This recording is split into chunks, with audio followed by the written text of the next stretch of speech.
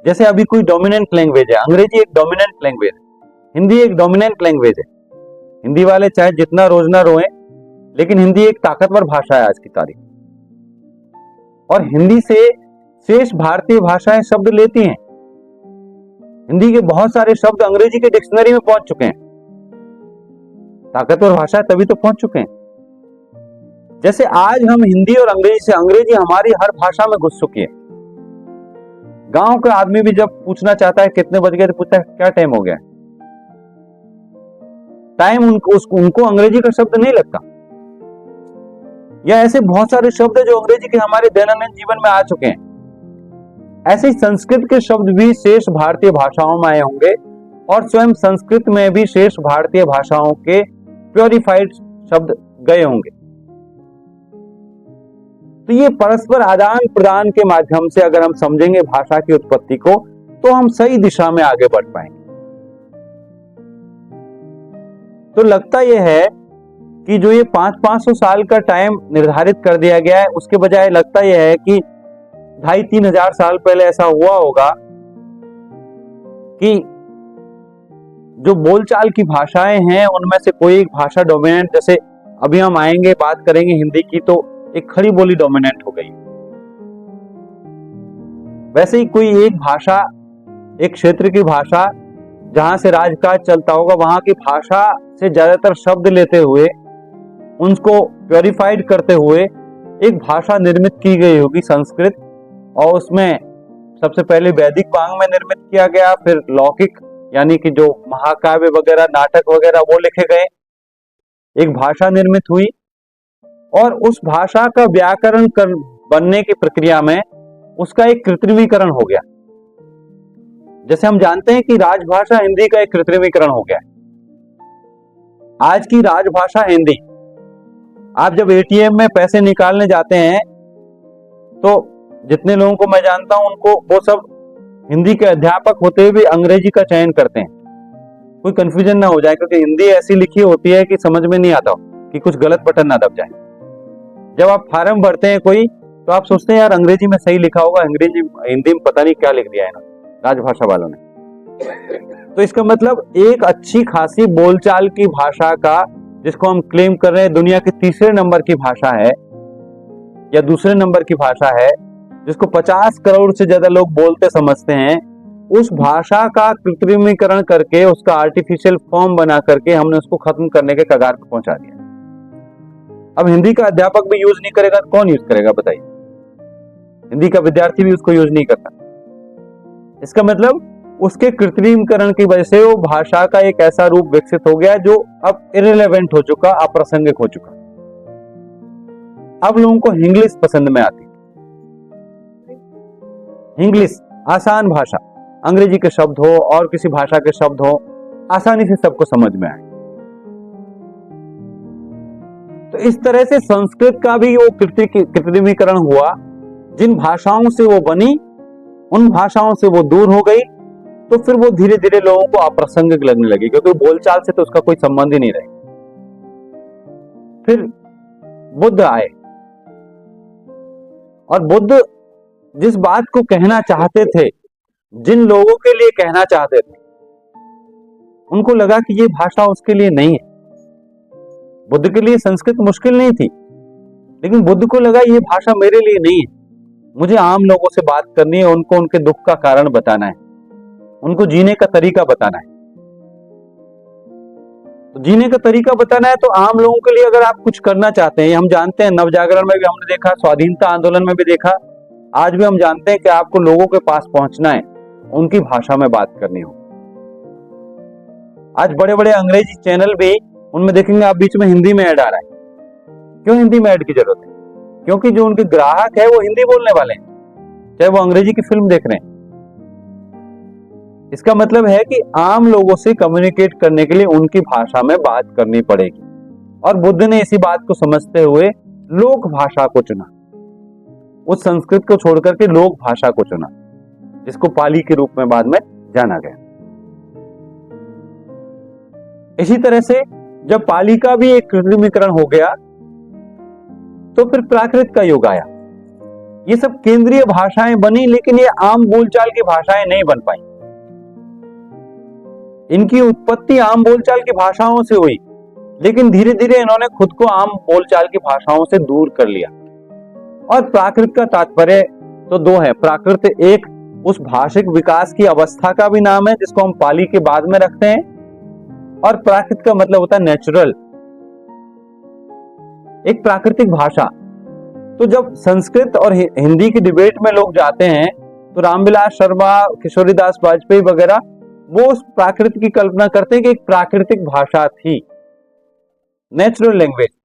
उस प्राकृतिक भाषा से हिंदी की उत्पत्ति की संभावना अधिक है, ना कि संस्कृत से। नेचुरल लैंग्वेज जो संस्कृत के समानांतर है। प्राकृत में कंफ्यूज हो सकते हैं आप, एक प्राकृत पाली के बाद की अवस्था है और अपभ्रंश के पहले की अवस्था है। एक प्राकृत मतलब नेचुरल लैंग्वेज जो संस्कृत के समानांतर चले, जो बोलचाल की भाषाएं, लोक भाषाएं।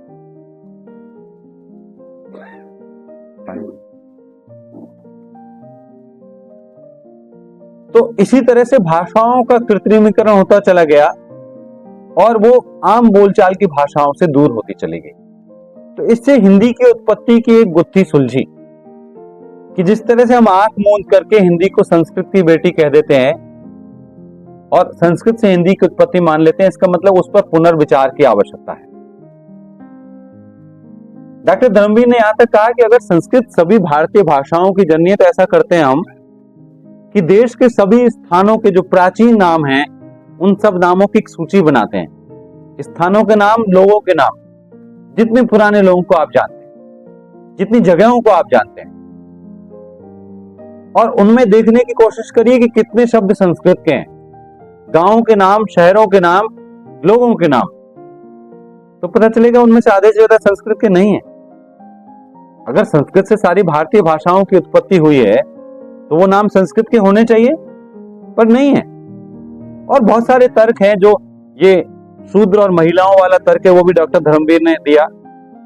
हिंदी की आत्मा किताब पढ़िए समय मिले तो, भाषा और समाज भी पढ़िए। इस दृष्टि से फिर जो बहस आकर के यहाँ ठहर जाती है, जो विकास क्रम यहाँ आकर के फिर से एक प्रश्न खड़ा हो जाता है कि ठीक है संस्कृत से पैदा नहीं हुई, फिर कहां से पैदा हुई, कब पैदा हुई हिंदी। तो अक्सर लोग मानते हैं कि अपभ्रंश की परवर्ती अवस्था अभट्ट से हिंदी पैदा हुई। अपभ्रंश जिसको 6वीं सदी से 10वीं सदी तक हम मानते हैं, उसकी परवर्ती अवस्था जो 10वीं, 11वीं, 12वीं सदी में अभट्ट नाम की भाषा है, तो उससे कैसे पैदा हो गई फिर हिंदी।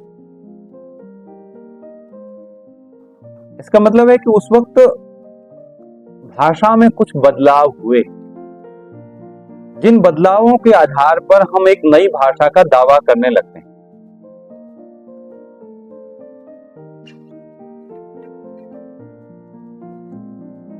और क्यों हुए।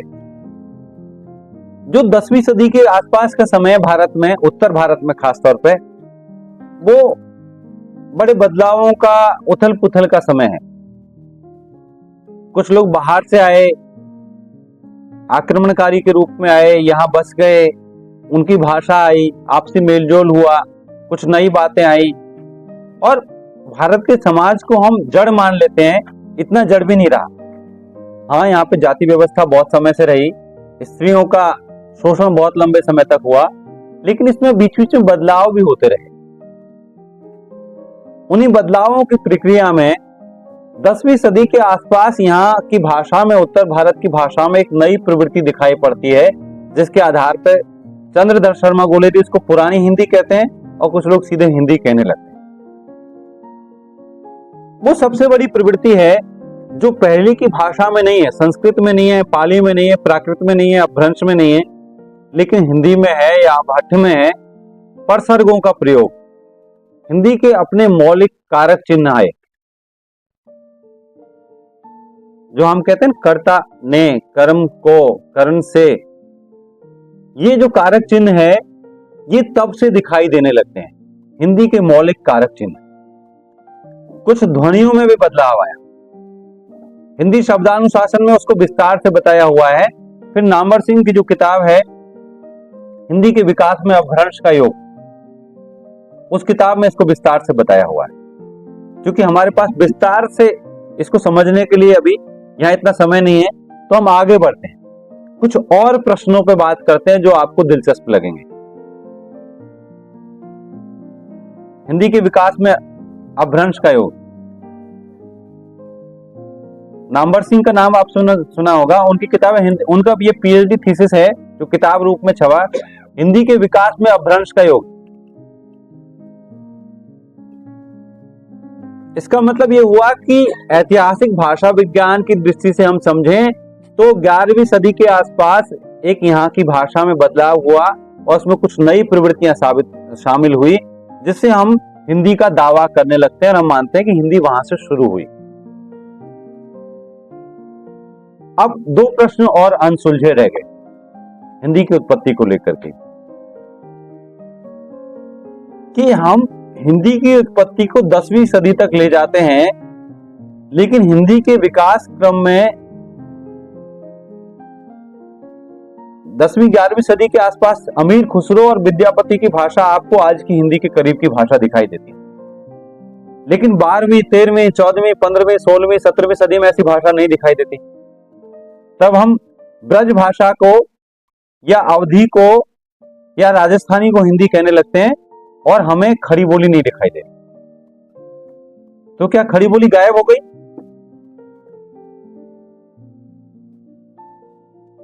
फिर हिंदी का विकास 10वीं सदी के आसपास कैसे हुआ और फिर वो कहां चली गई, और कब ये बात की जाने लगी कि हिंदी 10वीं सदी के आसपास से पैदा हुई, यानी हिंदी का इतिहास पहले कब लिखा गया। तो आप देखेंगे कि 19वीं सदी में जब उर्दू और हिंदी में विवाद हुआ, तब पहल दोनों भाषाओं को प्यार करने वाले लोगों ने अपनी अपनी भाषा को समृद्ध, विकसित और पुराना साबित करने के लिए उसका इतिहास लिखा, उसको ज्यादा पुराना और ज्यादा समृद्ध साबित करने की कोशिश की। और उस प्रक्रिया में हुआ ये कि उनको अमीर खुसरो को हिंदी के लोग अपना पहला कवि, शुरुआती कवि, खड़ी बोली का कवि मान लेते हैं, लेकिन अमीर खुसरो को जनरली सिलेबस में नहीं पढ़ाया जाता। उर्दू के लोग भी उसको पहला कवि मान लेते हैं अपना। तो इसका मतलब अमीर खुसरो पर दोनों का दावा है अपने अपने हित को साधने के लिए। फिर अमीर खुसरो के बाद वो परंपरा कहां है? तो हम देखेंगे कि वो परंपरा चली आ रही है, लेकिन हमारे साहित्य के इतिहास में उस कुछ चीज है जो हिंदी साहित्य के इतिहास में जिसको सही से स्थान नहीं दिया गया, और उसकी वजह से ये प्रश्न हमारे सामने आकर खड़ा हुआ। एक सामान्य बोलचाल की भाषा उत्तर भारत में पैदा हो रही थी, जो मुगलों के आने के बाद से वो भाषा निर्मित होना शुरू हुई। जब दो संस्कृतियां मिलती है तो कुछ नया होता है, हमेशा वो एक संस्कृति दूसरी से सीखती है, और जो उत्तर भारत में एक भाषा निर्मित होना शुरू हुई, वो भाषा दक्षिण में जाकर के पली बढ़ी, जिसको हिंदी साहित्य के इतिहास में नहीं पढ़ाया जाता, जिसको हम दक्कनी हिंदी कहते हैं। दक्कनी हिंदी के बारे में जानते सब हैं, हम नाम सुना है हमने। उर्दू भाषा और साहित्य के इतिहास में दक्कनी को पढ़ाया जाता है, सिलेबस में पढ़ाया जाता है। हिंदी के सिलेबस में दक्कनी की कोई किताब नहीं शामिल है, नहीं पढ़ाया जाता। जो उत्तर भारत में मेलजोल से एक भाषा पैदा हो रही थी, वो मोहम्मद बिन तुगलक के राजधानी परिवर्तन से दक्कन में चली गई। मोहम्मद बिन तुगलक ने आदेश दिया, उसको लगा यार ये दिल्ली केंद्र में नहीं है, दिल्ली से पूरे देश में शासन करना संभव नहीं। तो ऐसा करते हैं, इसका राजधानी को बदलते हैं हम। तो उसने दौलताबाद को राजधानी बना दिया, देवगिरी कहते हैं उसको राजधानी बना दिया, और कहा कि दिल्ली के सारे लोग चलो मेरे साथ। अब आज की तरह एरोप्लेन और सुपरफास्ट ट्रेन तो थी नहीं, दिल्ली से दौलताबाद काफी दूर था, तो लेकिन बादशाह का आदेश भी मानना था, तो लोग अपनी जगह छोड़ करके दिल्ली से दौलताबाद गए। कुछ समय बाद उसको महसूस हुआ कि नहीं यार ये जगह तो सही नहीं, उसने कहा चलो वापस दिल्ली। तो इसमें कुछ लोग वहीं छूट गए। जो लोग वहां छूट गए और दौलताबाद राजधानी के क्रम में मोहम्मद बिन तुगलक ने अपने नजदीक के लोगों को जो नवाब वगैरह बनाया आसपास के रियासतों में, वो लोग वहीं शासन करने लगे। और उनके साथ जो साहित्य के क्षेत्र में सक्रिय लोग थे, उन्होंने जाके वहां साहित्य सृजन करना शुरू किया। उनके पास में वो खड़ी बोली से मिलती जुलती एक भाषा थी, ब्रज का भी जिसमें असर था, और जिसका दक्कनी में अच्छा खासा साहित्य लिखा गया, गद्य में भी और पद्य में भी। उत्तर भारत में आप देखते हैं गद्य की कोई परंपरा नहीं। वो गद्य आपको अमीर खुसरो की मुकरियों पहेलियों में मिलता है, लेकिन बाद में नहीं दिखाई देता। वो दक्षिण में सबरस में दिखाई देता है। गद्य में भी है, पद्य में भी है। फिर से उत्तर भारत आता है। जब दक्कनी के रचनाकार उत्तर भारत की यात्रा करते हैं और वो देखते हैं यार लखनऊ में भी हमारे जैसी भाषा है कुछ, दिल्ली में भी हमारे जैसी कुछ भाषा है, लेकिन वो सिर्फ बोलचाल की भाषा है और साहित्य तो यहाँ किसी और ही भाषा में लिखा जा रहा है। मुल्ला बजई और दूसरे कई लोग जब दिल्ली आए, लखनऊ आए, उन्होंने यहाँ के लेखकों को प्रभावित किया, यहाँ के लेखकों ने उनको प्रभावित किया, और फिर से वो भाषा उत्तर में आई। एक सामान्य बोलचाल की भाषा, जो ना सत्ता की भाषा थी ना साहित्य की भाषा थी, लेकिन एक बोलचाल की भाषा थी। उस भाषा के कई नाम थे। कोई इसको हिंदी भी कहता था, कोई हिंदुई कहता था, कोई रेख्ता कहता था, कोई उर्दू कहता था, कोई हिंदुस्तानी कहता था। ये सारे के सारे एक ही भाषा के नाम थे, जिनको आज हम उर्दू के शायर के तौर पे जानते हैं। वो भी कहते हैं कि अपनी भाषा को वो हिंदी बताते हैं। एक शेर की एक दूसरी पंक्ति है, आया नहीं लफ्ज ये हिंदी जुबान के बीच, क्या जानू कहते हैं किसको सुरूरे कल्म, आया नहीं लफ्ज ये हिंदी जुबान के बीच। ये 18वीं सदी के शायर हैं। तो वो अपनी भाषा को हिंदी कह रहे हैं। हिंदी और उर्दू का फर्क नहीं है, एक सामान्य बोलचाल की भाषा है। उसका नाम उर्दू कैसे पड़ा, हिंदी कैसे पड़ा? तो हिंदी दरअसल जो ईरान से लोग आए, वहां पर सिंधु नदी के पार रहने वाले हर व्यक्ति को हिंदू कहा गया। हिंदू मतलब हिंद का, यानी सिंधु नदी के पार रहने वाला हर व्यक्ति। उसका धर्म से कोई संबंध नहीं है, उसका भाषा से भी कोई संबंध नहीं है।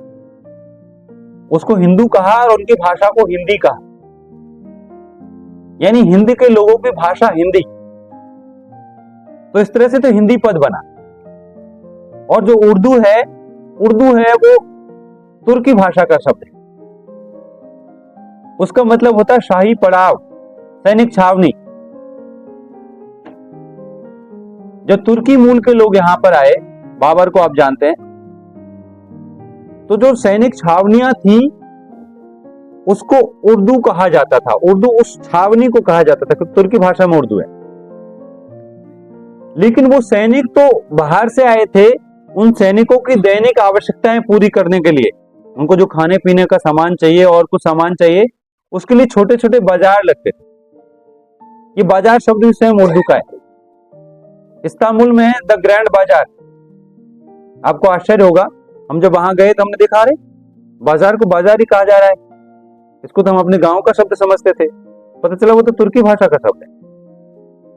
इस्तांबुल का जो सबसे बड़ा और पुराना मार्केट है उसका नाम है ग्रैंड बाजार। तो यहाँ जो बाजार लगते थे उनसे एक नई भाषा पैदा हुई। दुकानदार स्थानीय थे, खरीदार विदेशी थे। एक नई भाषा पैदा हुई जिसको कहा गया जबाने उर्दू मुअल्ला, यानी सैनिक छावनियों की भाषा, जबाने उर्दू मुअल्ला। फिर उसका नाम घिस घिस करके थोड़ा जबाने उर्दू रह गया और फिर धीरे धीरे सिर्फ उर्दू रह गया। लेकिन उर्दू, हिंदी, हिंदवी, हिंदुई, हिंदुस्तानी, ये सब एक ही भाषा के नाम थे, इसमें कोई फर्क नहीं था। पहली बार ये फर्क पैदा किया सन 1800 में एक नई संस्था बनी अंग्रेजों की, जिसका नाम है fort William college. Fort William college के हिंदुस्तानी विभाग के हेड जॉन गिलक्राइस्ट ने अपने एक भाषण में कहा, जो मिनटेड है, दर्ज है, उन्होंने अपने भाषण में कहा कि इस इलाके की दो भाषाएं हैं। एक हिंदवी है जो हिंदुओं की भाषा है, जो संस्कृत से अपने शब्द लेती है और देवनागरी लिपि में लिखी जाती है। एक हिंदुस्तानी है जो मुसलमानों और संभ्रांत हिंदुओं की भाषा है, जो फारसी लिपि में लिखी जाती है और अरबी फारसी से अपने शब्द लेती है। यानी उस सामान्य बोलचाल की भाषा का पहली बार विभाजन कर दिया गया, और वो विभाजन भी धर्म के आधार पर। हिंदुओं की भाषा, मुसलमानों की भाषा। इससे पहले ऐसा विभाजन नहीं है। जिनको आज हम हिंदी का लेखक कहते हैं, उर्दू का लेखक कहते हैं, वो अपनी सबकी भाषा को कभी रेखा कह देते हैं, कभी उर्दू कह देते हैं, कभी हिंदी कह देते हैं, हिंदू ही कह देते हैं। उनको इस बात से फर्क नहीं पड़ता।